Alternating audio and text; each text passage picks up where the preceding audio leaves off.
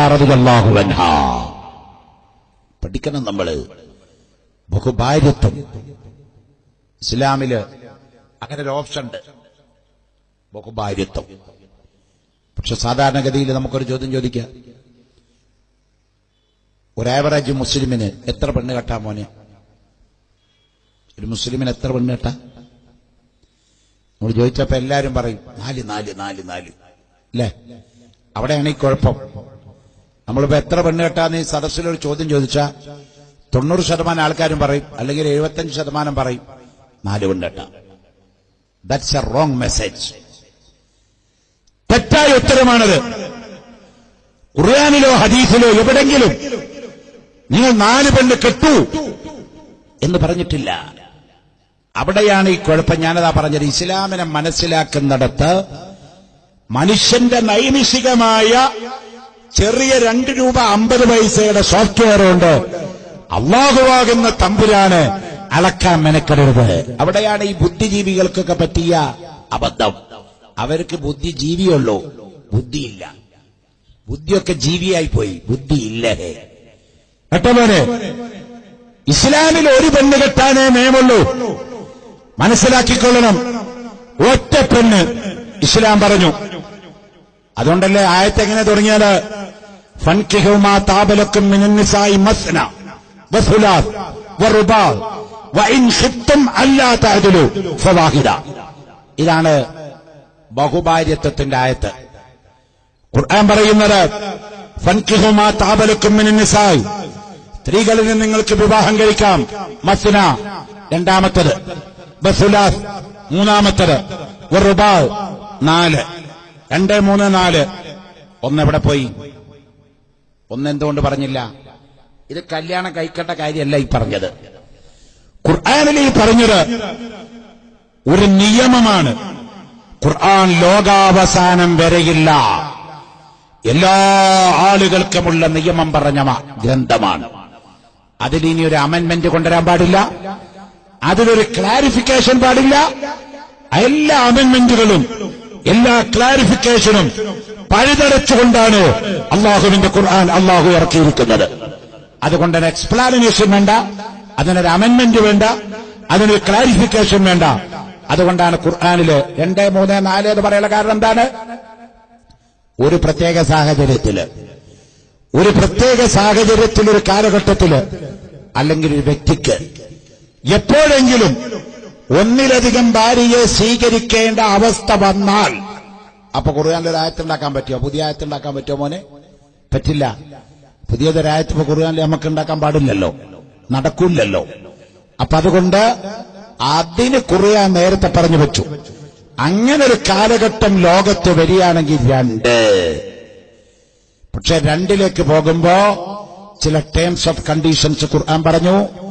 ഒന്നാമത്തെ ഭാര്യയും രണ്ടാമത്തെ ഭാര്യയും തമ്മിൽ ശാരീരികമായി സാമ്പത്തികമായി ഈക്വലൈസേഷൻ പാലിക്കാൻ, തുല്യത പാലിക്കാൻ നിനക്ക് കഴിയുമെങ്കിൽ മാത്രമേ രണ്ടാമത് കെട്ടാൻ പാടുള്ളൂ. തുല്യത പാലിക്കാൻ കഴിയില്ല, ഒരാൾക്ക് വല്ലാത്ത വികാരമുണ്ട്, എന്നാൽ അവനോട് അല്ലാഹുവിന്റെ റസൂല് പറഞ്ഞത് നോമ്പനുഷ്ഠിച്ചുകൊണ്ട് വികാരം ശമിപ്പിച്ചു കൊള്ളണമെന്ന് ഖാല റസൂലുള്ളാഹ്. ഇനി ഒരാൾക്ക് 2ഉം കെട്ടി 3ാമതും ഒന്ന് കെട്ടേണ്ട ഒരു ആവശ്യം വന്നോ എന്ന് വെക്കാം. അതിന് ഖുർആൻ പറഞ്ഞു വസുലാസ് 3ാമത്തതും ആവാ. പക്ഷേ ടേംസ് ഓഫ് കണ്ടീഷൻസ് നേരത്തെ പറഞ്ഞത് പാലിക്കണം. 1ന്റെയും 2ന്റെയും ഇടയില് സാമ്പത്തിക, മാനസിക, ശാരീരിക നിലപാടുകൾ തുല്യത പാലിക്കണം. വഇൻ ഖിഫ്തും അല്ലാ തഅദിലു ഫവാഹിദ. തുല്യമീറി പുലർത്താൻ കഴിയില്ല എന്ന് ഭയപ്പെട്ടാൽ അവിടെ 1 മാത്രമേ പാടുള്ളൂ. ഖുർആന്റെ പ്രഖ്യാപനമാണ്. വറുബാ 4ാമത്തതും ആവാ. അതിന് അങ്ങേപ്പുറത്ത് ഒരു കാരണവശാലും ഒരു പുരുഷന് ഏത് സാഹചര്യത്തിലും 4ന്റെ അങ്ങേപ്പുറം പോവരുത്. കഴിക്കണം എന്നല്ല പറഞ്ഞത്. അപ്പൊ ചോദിക്കും, ഉസ്താദേ ഇതെന്തിനാ പറഞ്ഞത്? പറഞ്ഞുതരാം. 2ാം ലോക മഹായുദ്ധം ലോകത്ത് നടന്നപ്പോഴ് പുരുഷന്മാര് കൂട്ടത്തോടെ ചത്തൊടുങ്ങി. പുരുഷന്മാരുടെ അംഗസംഖ്യ കുറഞ്ഞു, സ്ത്രീകളുടെ അംഗസംഖ്യ വർദ്ധിച്ചു. വൈകുന്നേര സമയമായപ്പോൾ പശ്ചിമ ജർമ്മനി എന്ന് പറഞ്ഞ പാശ്ചാത്യ രാജ്യത്ത് പെണ്ണുങ്ങളെ വീടിന്റെ മുമ്പിൽ പ്ലക്കാർഡ് ബോർഡ് എഴുതി വച്ചു, വാടകയ്ക്ക് ഭർത്താക്കന്മാരെ എടുക്കുന്നതാണ്, പണം അങ്ങട് തരാ, വ്യഭിചരിക്കാം, വികാരം ശമിപ്പിക്കാൻ വാടകയ്ക്ക് ഭർത്താക്കന്മാരെ വേണമെന്ന് വൈകുന്നേരത്തിന്റെ സന്ധ്യകളിൽ പെണ്ണുങ്ങളെ ബോർഡ് എഴുതി വെച്ചതെവിടെയാണ്? പശ്ചിമ ജർമ്മനിയിലാണ്. ഒരു സാഹചര്യത്തിലും വ്യഭിചാരത്തിന് ഇസ്ലാമിൽ അനുമതിയില്ല. അങ്ങനത്തെ ഒരു സാഹചര്യം വരുമ്പോൾ നിനക്ക് രണ്ടാമത്തതിലേക്ക് പോകാം, തീരുന്നില്ലേ മൂന്നാമത്തതിലേക്കും പോരാ, അവസാനിക്കുന്നില്ലേ നാലാമത്തതിലേക്കും പോകാമെന്ന് ഒരു നിയമവ്യവസ്ഥിതി ഖുർആനിൽ പറഞ്ഞു വെച്ചതല്ലാതെ എല്ലാവരും 4 കെട്ടണം 3 കെട്ടണം 2 കെട്ടണമെന്ന് ഖുർആനിൽ പറഞ്ഞിട്ടില്ല, ഹദീസിൽ പറഞ്ഞിട്ടില്ല. അപ്പോഴാണ് ചില ആളുകളുടെ ചോദ്യമെന്നാൽ റസൂലുള്ള എന്തിനാ 11 കെട്ടിയത്? അല്ലാഹുവിന്റെ റസൂലിന്റെ ഹയാത്ത് കാലത്ത് 9 ഭാര്യമാര് ജീവിച്ചിരുന്നിട്ടില്ലേ ഉസ്താദ്? എന്തിനാ മുഹമ്മദ് നബി 11 കെട്ടിയത്? 11 റസൂലുള്ളാഹി തങ്ങളുടെ ഭാര്യയുടെ ആവശ്യത്തിന് കെട്ടിയതല്ല. ബഹുമാനപ്പെട്ട സഫിയ റളിയല്ലാഹു അൻഹ പറയാണ്, 76 വയസ്സാണ് സഫിയാക്കെന്ന് പ്രായം. ആ വൃദ്ധയുടെ പാരജന്മത്തിലെത്തിയ സഫിയ ബീവി പറയുകയാണ്, അല്ലാഹുവിന്റെ റസൂലിന്റെ ഭാര്യയാണ് സഫിയ. സഫിയ വിളിച്ചിട്ട് പറയാണ്, യാ റസൂലല്ലാഹ്, അങ്ങനെ ഡൈവേഴ്സ് ചെയ്യരുത്, തലാക്ക് ചെയ്യരുത്. കാരണം എനിക്ക് നിങ്ങളുടെ പക്കൽ നിന്ന് ലൈംഗിക സുഖം വേണ്ട, എനിക്കങ്ങ് ചെലവിനും തരണ്ട, എന്റെ അടുത്തങ്ങ് വരികയും വേണ്ട, എനിക്കൊരൊറ്റ ആഗ്രഹമേ ഉള്ളൂ, റസൂലുള്ളാഹിന്റെ ഭാര്യയായിരുന്നിട്ടൊന്ന് മരിക്കണേ. സ്വർഗത്തിൽ ചെല്ലുന്ന സമയത്ത് ഉമ്മഹാത്തുൽ മുഅ്മിനീൻ എന്ന പേര് ഈ പാവപ്പെട്ട സഫിയാക്ക് കിട്ടണേ. അതുകൊണ്ട് എന്റെ അടുത്തേക്ക് വെച്ചിരിക്കുന്ന രാത്രിയുടെ സമയമുണ്ടല്ലോ, യുവതിയായ ചെറുപ്പക്കാരിയായ ആയിഷയുടെ അടുത്ത് പൊക്കോ, നബിതങ്ങൾ എന്റെ അടുത്ത് രാത്രി കിടക്കണ്ട കേട്ടോ, ആയിഷാന്റെ അടുത്ത് പൊക്കോ. ആരാ പറയുന്നത്? ബീവി സഫിയ. അല്ലാഹുവിന്റെ റസൂലിന്റെ ഭാര്യമാരുടെ ജീവിതത്തിലേക്ക് കടന്നു നോക്കിയാൽ അങ്ങനെയാണ്. വേറൊരു പെണ്ണാണ് ഉമർ ഇബ്നു ഖത്താബിന്റെ മകളായ ഹഫ്സ റളിയല്ലാഹു അൻഹ. ഹഫ്സ റളിയല്ലാഹു അൻഹ എന്തിനാ റസൂലുള്ള കല്യാണം കഴിച്ചത്? ഉമർ ഇബ്നു ഖത്താബ് ഇസ്ലാമത്തിലേക്ക് കടന്നു വന്നപ്പോ ഹഫ്സ ബീവിയുടെ ഭർത്താവ് ഹഫ്സ ബീവിനെ ഡൈവേഴ്സ് ചെയ്യപ്പെടുകയാണ്. ഹഫ്സ ബീവി റളിയല്ലാഹു അൻഹയെ കല്യാണം കഴിക്കാൻ പിന്നെ ആളില്ല. ഉമർ ഇബ്നു ഖത്താബ് റളിയല്ലാഹു അൻഹു സ്വഹാബത്തിന്റെ അടുത്ത് പോയി ചോദിച്ചു, സിദ്ദീഖുൽ അക്ബറിനോട് ചോദിച്ചു, അങ്ങേക്ക് എന്റെ മകളെ കെട്ടാൻ പറ്റുമോ? അബ്ദുറഹ്മാൻ ഇബ്നു ഔഫിനോട് ചോദിച്ചു, അങ്ങേക്ക് എന്റെ മകളെ കെട്ടാൻ പറ്റുമോ? പല പല സ്വഹാബാക്കളോടും ചോദിച്ചു, കെട്ടാൻ പറ്റുമോ? ബഹുമാനപ്പെട്ട സ്വഹാബത്ത് പറഞ്ഞു, പറ്റൂല പറ്റൂല പറ്റൂല പറ്റൂല. ഉമർ ഇബ്നുൽ ഖത്താബ് നിരാശിതനാ, വളരെ വിഷമത്തോടെ ഇരുന്ന് കരയുകയാണ്. അല്ലാഹുവിന്റെ റസൂല് കാണുകയാണ്, ഉമറേ എന്തിനാ കരയുന്നത്? ഉമർ ഇബ്നുൽ ഖത്താബ് പറഞ്ഞു, എന്റെ മകളെ ഹഫ്സാനെ നോക്കാൻ ആളില്ലല്ലോ നബിയേ, ഞാനെങ്ങാനും മരിച്ചുപോയാൽ എന്റെ മകള് ഹഫ്സ നിരാലംബയാവില്ലേ? ഉമറിന്റെ സങ്കടം കണ്ടപ്പോ നബിതങ്ങള് പറഞ്ഞു, നിന്റെ മകള് ഹഫ്സ നിരാലംബയല്ല, അവളെ എന്റെ ഭാര്യാപരത്തിലേക്ക് ഞാൻ ക്ഷണിക്കുകയാണ്. ഉമർ ഇബ്നുൽ ഖത്താബിന് വല്ലാത്ത സന്തോഷമായി. അല്ലാഹുവിന്റെ റസൂലിന്റെ ഭാര്യാപരത്തില് തന്റെ മകളിരിക്കുകയോ പറഞ്ഞു തീരാൻ സമയം വന്നില്ല. ഉമർ ഇബ്നുൽ ഖത്താബ് റളിയല്ലാഹു അൻഹു അംഗീകരിക്കപ്പെടുകയാണ്. അങ്ങനെയാണ് ഹഫ്സ റളിയല്ലാഹു അൻഹ റസൂലുള്ളാഹിന്റെ ഭാര്യയാകുന്നത്. നബി സല്ലല്ലാഹു അലൈഹി വസല്ലമ തങ്ങളുടെ ഭാര്യമാരുടെ ലിസ്റ്റ് പരിശോധിച്ചു നോക്കിയാൽ ഈ നിലക്കാണ് ഭാര്യമാരൊക്കെ വന്നിരിക്കുന്നത്. അവരാരും വികാരശമനത്തിന് റസൂലുള്ളാഹിനെ സമീപിക്കാമെന്നവരല്ല. റസൂലുള്ള വികാരത്തിന് വേണ്ടി അവര് സ്വീകരിക്കാൻ കല്യാണം കഴിച്ചതുമല്ല. പാതിരാത്രി നേരം വെളുക്കുന്നത് വരെ നിസ്കരിക്കലാണ് റസൂലുള്ളാഹിന്റെ പതിവെന്ന് ആയിഷ ബീവി എഴുതിയില്ലേ? 17 വയസ്സുള്ള പെണ്ണ് ആയിഷ കട്ടലിൽ കിടക്കുമ്പോ മുഹമ്മദ് ഒരു കാമഭ്രാന്തനായിരുന്നു.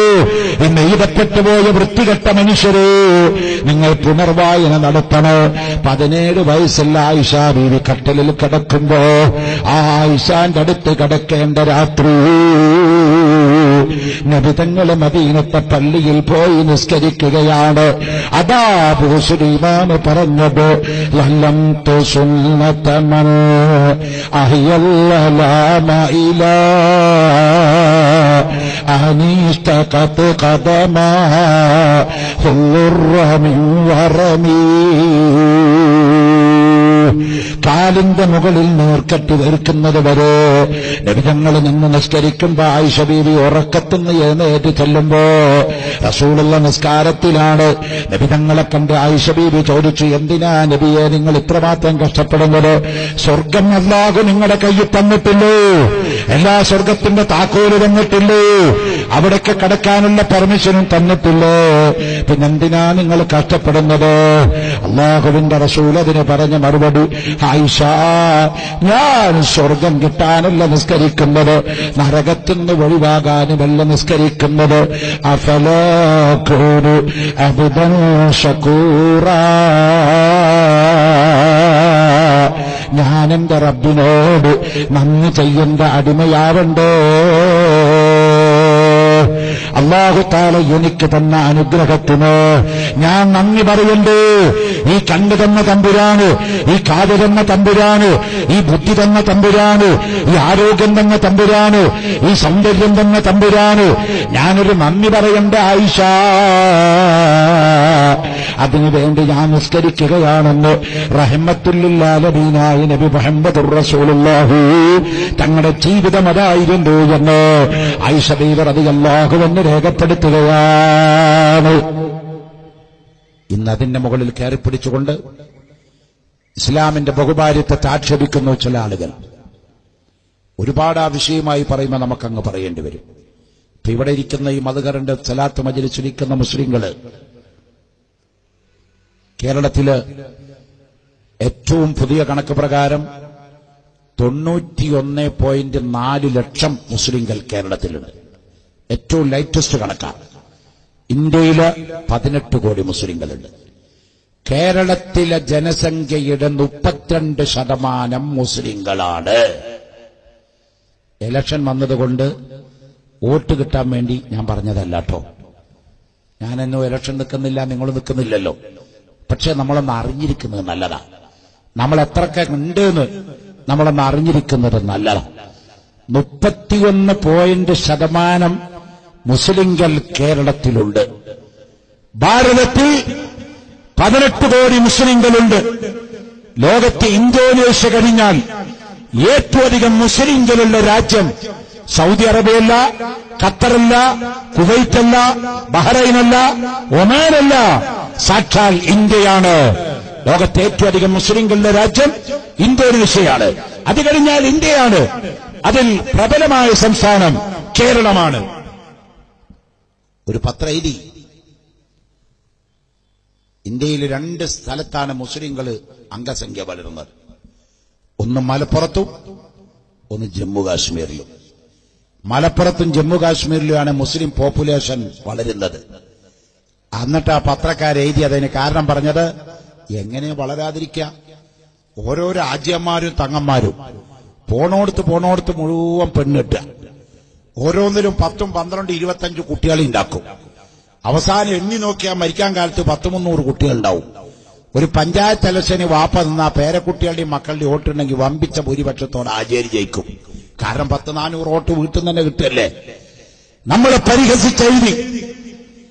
എന്നാൽ ഈ മദ്ഹറിന്റെ മജ്‌ലിസിൽ വെച്ച് ചോദിക്കുകയാണ്, ഈ ഒരുമിച്ച് കൂടിയതിൽ 1000-ലധികം ആളുകളില്ലേ പ്രിയപ്പെട്ടവരെ?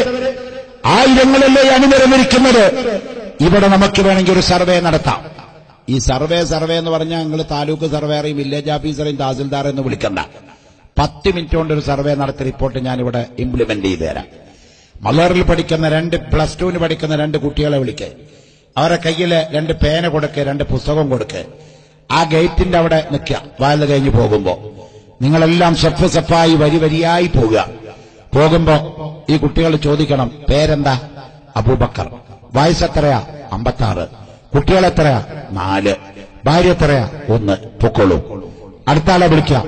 ഇങ്ങനെ ഈ കൂടിയ ഒരു 10,000, 5,000 ആൾക്കാരെ സർവ് ചെയ്യാൻ വേണ്ടി വന്ന ഒരു 1.5-2 മണിക്കൂർ ടൈം കൊണ്ട് എടുത്തു നോക്കിയാൽ വെല്ലുവിളിയോടെ തന്നെ പറയാൻ ആഗ്രഹിക്കുകയാണ്, ഈ സദസ്സില് 1% കൂടുതൽ, ഒന്നിലധികം ഭാര്യമാരെ സ്വീകരിച്ചവർ 1% കൂടുതൽ മുസ്ലിങ്ങളിൽ ഇല്ല. നേരെ മറിച്ച് 6% പെണ്ണുകെട്ടികൾ ആരാണെന്ന് നിങ്ങൾക്കറിയണോ? മുസ്ലിങ്ങളല്ല, സവർണ ജാതിയിൽപ്പെട്ട ഒരു പ്രത്യേക ജാതി ഞാൻ മെൻഷൻ ചെയ്യുന്നില്ല, അതൊരു വിവാദം വേണ്ടാന്ന് വെച്ചിട്ട. ഹിന്ദു വിഭാഗത്തിലെ സവർണ ജാതിയിൽപ്പെട്ട ഒരു ജാതിയുടെ ഇടയിൽ 6% ആളുകളും ബഹുഭാര്യത്വം സ്വീകരിച്ചവരാണ്. മുസ്ലിങ്ങളെ പെണ്ണുകെട്ടുകളാക്കുമ്പോ 1% ആളുകൾ പോലും ഈ സമുദായത്തിൽ 2-3 കല്യാണം കഴിച്ചവര് 1% തികയത്തില്ല. ആധികാരികമായ ശബ്ദമാണ് ഞാൻ ഈ പറയുന്നത്. എന്നിട്ട് നമ്മുടെ തലയിൽ പെണ്ണുകെട്ടികൾ എന്നുള്ള പേരാ വന്നത്. ഇങ്ങനെ വരാതിരിക്കുക. ഇടമറുകി എന്ന് പണ്ടൊരാളുണ്ടായിരുന്നു പണ്ട്, അയാൾ ചത്തുപോയി. മോനെ എന്താ അതിന്റെ ഇടയിൽ കൂടെ ഒരു പുസ്തക കച്ചവടം നടത്തുന്നത്? അവിടെ നിൽക്ക്, എന്ത് സാധനമായാലും ഇത് കഴിഞ്ഞിട്ട് ഒരു കോപ്പിയും കൂടി തന്നാൽ ഞാനിവിടെയാണ് പബ്ലിസിറ്റി ചെയ്തോളാം. നീ ഇത്ര ബുദ്ധിമുട്ടണ്ട, ഞാൻ ഒറ്റയടിക്കാ പറഞ്ഞാൽ ഭയങ്കര പബ്ലിസിറ്റി ആവും. നല്ല കാര്യമാവും കൊടുക്കണം, കുറച്ചേരം നിർത്ത്. എന്നാൽ നെല്ലിക്കുത്ത് ഉസ്താദിനെ ഞാൻ ഓർത്തു പോകുകയാണ്. അള്ളാഹു അദ്ദേഹത്തിന്റെ ഖബർ ദറജ ഉയർത്തി കൊടുക്കട്ടെ, ആമീൻ. സഹീഹുൽ ബുഖാരിയില് അല്ലെങ്കിൽ മുസ്ലിമില് ബഹുമാനപ്പെട്ട നെല്ലിക്കുത്ത് ഉസ്താദിന്റെ ശിഷ്യനായി ഉള്ളവൻ. ഞാൻ മർക്കസിൽ പഠിക്കുന്ന സമയത്ത് സഹീഹ് മുസ്ലിം ക്ലാസ് എടുക്കല് നെല്ലിക്കുത്ത് ഉസ്താദ. അപ്പൊ ഉസ്താദ് എപ്പോഴും പറയും തലബുൽ കുല്ലി ഫൗത്തുൽ കുല്ലി. നെല്ലിക്കുത്ത് ഉസ്താദിന്റെ ഒരു സിദ്ധാന്തമാണത്. തലബുൽ കുല്ലി ഫൗത്തുൽ കുല്ലി എന്ന് പറഞ്ഞാൽ എല്ലാം കൂടി നടക്കണമെന്ന് വിചാരിച്ചാൽ ഒന്നും നടക്കില്ല. ഒന്നിൽ മാത്രം കോൺസെൻട്രേഷൻ കൊടുക്കുക. ഇപ്പൊ നമ്മളിവിടെ വയല് പറയാണ്, അപ്പൊ വയല് പറയണത് കേൾക്കുക. അത് കഴിഞ്ഞിട്ട് നോട്ടീസ് വിതരണം ചെയ്യണോ? 10 മിനിറ്റ് സമയം അങ്ങ് തരാം. നോട്ടീസോ വാൾ പോസ്റ്റോ പുസ്തകമോ കലണ്ടറോ എന്ത് വേണമെങ്കിൽ കൊടുത്തോ. അഹ്ലുസുന്നത്തി വൽ ജമാഅത്തിന്റെ അനിസ്ലാമികമല്ലാത്ത എന്തും ഇൻഷാ അള്ളാഹ് സംഘാടകരുടെ അനുമതിയോടുകൂടെ വിതരണം ചെയ്യാം, കുഴപ്പമൊന്നുമില്ല. പക്ഷെ ഇതിന്റെ ഇടയിൽ കൂടെ മളുകറിന്റെ നോട്ടീസ് ആയാൽ പോലും കൊടുക്കരുത്. കാരണം ഇപ്പൊ വയല് പറയുന്ന സമയമാണ്. അതിന് അസ്വാരസ്യമുണ്ടാക്കുന്ന മസലാത്തിന്റെ മദ്രസാണ്. അതിന്റെ അച്ചടക്കത്തിന് കീഴ്വഴക്കം ലംഘിക്കുന്ന ഒരു ഏർപ്പാട് നമ്മുടെ ഭാഗത്തുനിന്നുണ്ടാവരുത്. ഞാൻ പറഞ്ഞു വരുന്നത്, പ്രിയപ്പെട്ട സഹോദരന്മാരെ, 1% ആളുകൾ പോലും നമ്മുടെ കയ്യിൽ പെണ്ണുകെട്ടികളില്ല. പിന്നെ എങ്ങനെ നമുക്ക് പെണ്ണുകെട്ടികൾ പേര് കിട്ടിയത്? ഇടമറുകി എന്ന് പറഞ്ഞ ഒരാൾ ഇവിടെ ജീവിച്ചിരുന്നു, യുക്തിവാദി. ഇയാൾ ചത്തുപോയി. കേരള ശബ്ദം മാസികയുടെ ഡൽഹി കറസ്പോണ്ടന്റ് ആയിരുന്നു ഡോക്ടർ ജോസഫ് ഇടമറുക്. അയാളൊരു പുസ്തകം എഴുതിയിട്ടുണ്ട്. ആ പുസ്തകത്തിന്റെ പേര് ഖുർആന്റെ ഒരു വിമർശന പഠനം എന്നാണ്. ആ പുസ്തകത്തിലാണ് അയാൾ 53-ാമത്തെ പേജ് എടുത്ത് നോക്കിയാൽ കാണാം. അതിലെഴുതി മുഹമ്മദ് നബിക്ക് 13 ഭാര്യമാരുണ്ടായിരുന്നൂന്ന്. നമ്മൾ കുട്ടികള് മദർസയിൽ തന്നെ പഠിപ്പിച്ചു കൊടുത്തിട്ടുണ്ട് റസൂലുള്ളാഹിന്റെ ഭാര്യമാരുടെ പേര്. ഇങ്ങനെ ഐഷത്തും വാ ഹഫ്സത്തും വാ സൗദാ ശഫിയ്യത്തും മൈമൂനത്തും വാ റംല ഹിന്ദും വസൈനബുൽ കദാ ജുവൈരിയ ലിൽമുഅ്മിനീന ഉമ്മഹാത്തും മർളിയ അതാഹു ഇബ്രാഹീമു മിൻ സുർരിയ വ ഉമ്മുഹു മാരിയത്തുൽ ഖിബ്തിയ. ഖദീജ റളിയല്ലാഹു അൻഹ മുതൽ മാരിയത്തുൽ ഖിബ്തിയ എന്ന് പറയുന്ന റസൂലുള്ളാഹിന്റെ ഭാര്യ വരെ അല്ലാഹുവിന്റെ റസൂലിന്റെ ഭാര്യമാരെ പരിചയപ്പെടുത്തിയിട്ടുണ്ട്.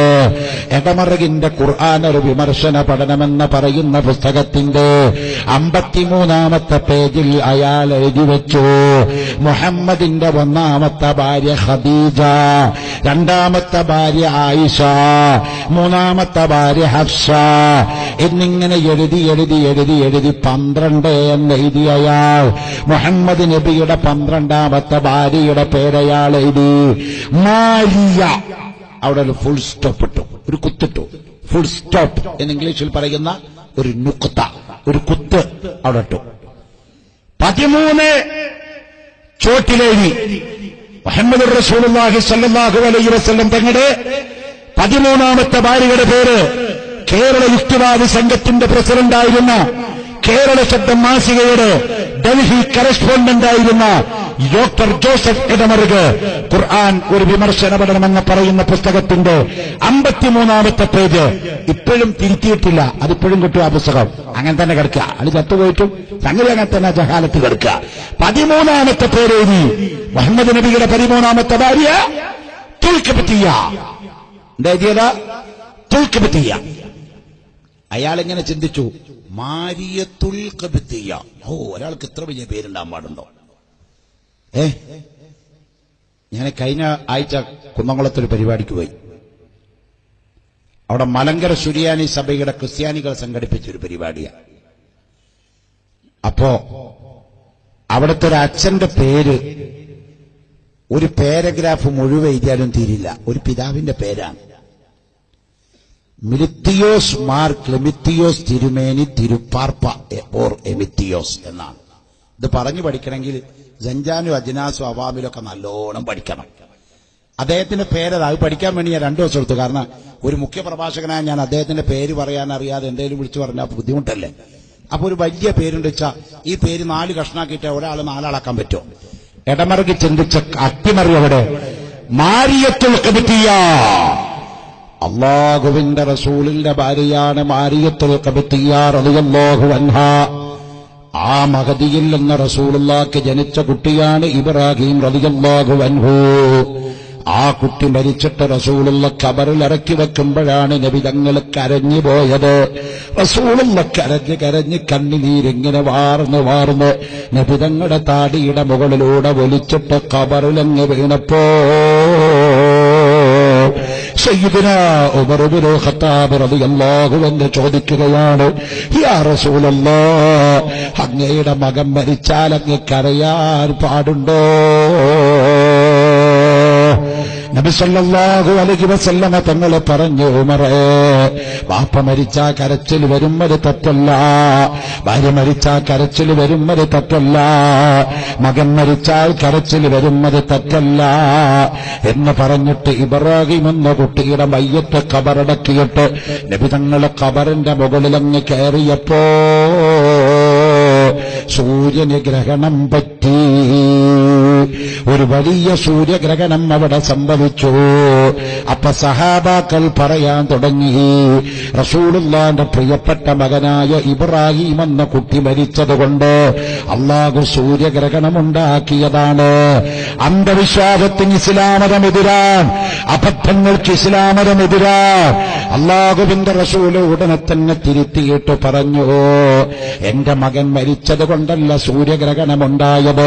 വശംസു തജ്രീ ലിമുസ്തഖറിൻ ലഹാ ദാലിക തഖ്ദീറുൽ അസീസുൽ അലീം വൽഖമറ ഖദ്ദർനാഹു മനാസില ഹത്താ ആദകൽ ഉർജൂനുൽ ഖദീം ലശംസു യംബഗി ലഹാ അൻ തുദ്രികൽ ഖമർ വലല്ലൈലു സാബിഖുൻ നഹാരി വകുല്ലും ഫീ ഫലകി യസ്ബഹൂൻ.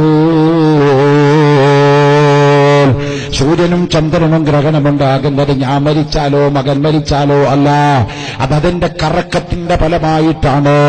റസൂലുള്ള തിരുത്തിക്കൊടുത്തു. ഞാൻ പറഞ്ഞത് ആ ഇബ്രാഹിം എന്ന കുട്ടിയുടെ ഉമ്മയാണ്. അത്താഹു ഇബ്രാഹിം മിൻ സുർരിയ വ ഉമ്മുഹു മാരിയത്തുൽ ഖിബ്തിയ. മാരിയത്തുൽ ഖിബ്തിയ എന്ന റസൂലുള്ളാഹിന്റെ ഭാര്യയിൽ നിന്നുണ്ടായ മകനാണ് ഇബ്രാഹിം എന്ന കുട്ടി. ആ ഭാര്യയുടെ പേര് 2 കഷ്ടമാക്കി എഴുതിയിട്ട് മുഹമ്മദ് നബിയുടെ 13-ാമത്തെ ഭാര്യ തുൽഖബിത്തിയ പച്ചക്കള്ളം എഴുതി വെച്ചു. ഇവിടെ ചരിത്രങ്ങളിൽ അട്ടിമറി നടത്തി, ആയത്തുകൾ ദുർവ്യാഖ്യാനം ചെയ്തു. വിവരക്കേട്. ഈ ഇടമർഗന്നെ പറഞ്ഞത് മുസ്ലിങ്ങൾക്ക് 30 പെണ്ണ് കെട്ടാൻ ഖുർആൻ പറയുന്നുണ്ട്. അല്ലാഹ് 4 എടുക്കാനും പുതക്കാനും ചെലവ് കഴിച്ച് പിന്നെ വെക്കാനുണ്ട്. ഇടമർഗ് പറയുന്ന ഖുർആന്റെ അടിസ്ഥാനത്തിൽ നമ്മൾ ചിന്തിച്ച ഒരു മുസ്ലിമിന് 30 പെണ്ണ് കെട്ടാണ്. നമ്മൾ എങ്ങനെ ആയത്തെ തിരിച്ചു മറിച്ചു ഓതിയാലും 30 കിട്ടുന്നില്ല. നമുക്ക് 4 കിട്ടും. മസ്നാ വ സുലാസ വ റുബാ. ഏതെങ്കിലും ഒരു സാഹചര്യത്തിൽ എപ്പോഴെങ്കിലും ഒരു കാലഘട്ടത്തിൽ ആർക്കെങ്കിലൊക്കെ പറ്റുകയാണെങ്കിൽ മാക്സിമം 4 വരെ പോകാൻ അലൗഡ് ഉള്ളൂ. എല്ലാവർക്കും അല്ല, എല്ലാ കാലത്തും അല്ല, എല്ലാവർക്കും അല്ല, എല്ലായ്പ്പോഴും അല്ല. മാക്സിമം 4 ഉള്ളൂ. പക്ഷേ ഇടമറുക പറഞ്ഞു 30 എണ്ണുണ്ട്. ഇയാൾ അർത്ഥം വെച്ചത് എങ്ങനെ കേട്ടോളി. ഇടമറുക അർത്ഥം വെച്ചു ഫൻകിഹു, നിങ്ങൾ നിക്കാഹ് ചെയ്തോളൂ. മാ താബലക്കും മിനൻ നിസാ, സ്ത്രീകളിൽ നിന്ന് ഇഷ്ടമുള്ളവരെ നിങ്ങൾക്ക് നിക്കാഹ് ചെയ്യാം, കല്യാണം കഴിക്കാം. മസ്ന, ഈ 2 ഈ 2 2 × 2 എത്ര? 4. വസുലാസ്, മുമ്മൂന്ന്. സുലാസ് എന്ന് പറഞ്ഞാൽ 3 4 അർത്ഥം, 3 എന്നല്ല, 3 3 3 × 3 9, 9 4 13. വറുബാൽ, 4 4 × 4 16, 16 13 29. പിന്നെ ഒരെണ്ണം എല്ലാവരോടും കെട്ടാൻ പറഞ്ഞിട്ടുണ്ട്. 29 + 1 = 30. ഇത്ര നല്ലൊരു മതം ലോകത്തുണ്ടോ? ജനുവരി 1-ാം തീയതി തുടങ്ങിയ 31-ാം തീയതി ഒരു ദിവസം വെച്ച് ബാക്കി 30 ദിവസവും സുഖ. ഇന്നൊരാളുടെ അടുത്ത്, നാളൊരാളത്ത്, മറ്റൊന്നൊരാളത്ത്, ഇങ്ങനെ ചുറ്റത്തി വരുമ്പോഴേക്കും പിന്നെ 2ാമത് റൊട്ടേഷനായി. ഇത്രയധികം പെണ്ണ് കെട്ടാനുള്ളൊരു മതമാണ് ഇസ്ലാം മതമെന്ന് പറഞ്ഞ വൃത്തികെട്ട മനുഷ്യനായിരുന്നു സാക്ഷാൽ ഡോക്ടർ ജോസഫ് ഇടമറുക. അയാളാണ് യുക്തിവാദ സംഘടന നേതാവായി പരിചയപ്പെടുത്തിയത്. ഇതാണ് ഞാൻ പറഞ്ഞത്. ഇസ്ലാമിനെ പറ്റി പഠിക്കാതെയാണ് പറയുന്നത്. ബഹുഭാര്യത്വം ഇസ്ലാം ശരിക്കും നിരുത്സാഹപ്പെടുത്തുക ചെയ്തത്. പിന്നെ ഒരു പ്രത്യേക സാഹചര്യത്തില് എപ്പോഴെങ്കിലും ആർക്കെങ്കിലൊക്കെ വേണ്ടി വന്ന വ്യഭിചരിക്കാൻ പറയാൻ പാടില്ല. ഇവിടെ ഗവൺമെന്റ് പറയുന്നത് എന്താ? കൽക്കട്ടയില്, ബോംബെയിലെ കാമാട്ടിപ്പുരയില്, ബംഗാളില്, തമിഴ്നാട്ടിലെ മദ്രാസില് ഒക്കെ വേശ്യകൾക്ക് ലൈസൻസ് കൊടുത്ത രാജ്യമാണ് നമ്മുടെ രാജ്യം. ഇന്ത്യ ഗവൺമെന്റ് 8 ലക്ഷം പെണ്ണുങ്ങൾക്ക് വ്യഭിചാരത്തിന് ലൈസൻസ് കൊടുത്തിട്ടുണ്ട്. അവരുടെയൊക്കെ കഴുത്തിൽ ഇങ്ങനെ കാർഡിട്ട് വെച്ചിരിക്കുക. കസ്റ്റമേഴ്സിനെ സ്വീകരിക്കാൻ കാർഡ് ഇട്ടിട്ടിരിക്കുക. ബ്ലഡ് ഗ്രൂപ്പ് മാസാമാസം ചെക്ക് ചെയ്തിട്ട് എയ്ഡ്സ് ഇല്ല, ബ്ലഡ് ഗ്രൂപ്പ് ഒരു കുഴപ്പമില്ല, 100 രൂപ കൊടുത്താൽ ഓപ്പനായി ബന്ധപ്പെട്ടു പോരാം, ഇഷ്ടമുള്ളതിനെ തെരഞ്ഞെടുക്കാൻ ഗവൺമെന്റിന് വിരോധമില്ല. നമ്മളെ മതം പറഞ്ഞു ഒരിക്കലും വ്യഭിചാരത്തിലേക്ക് പോകാൻ പാടില്ല.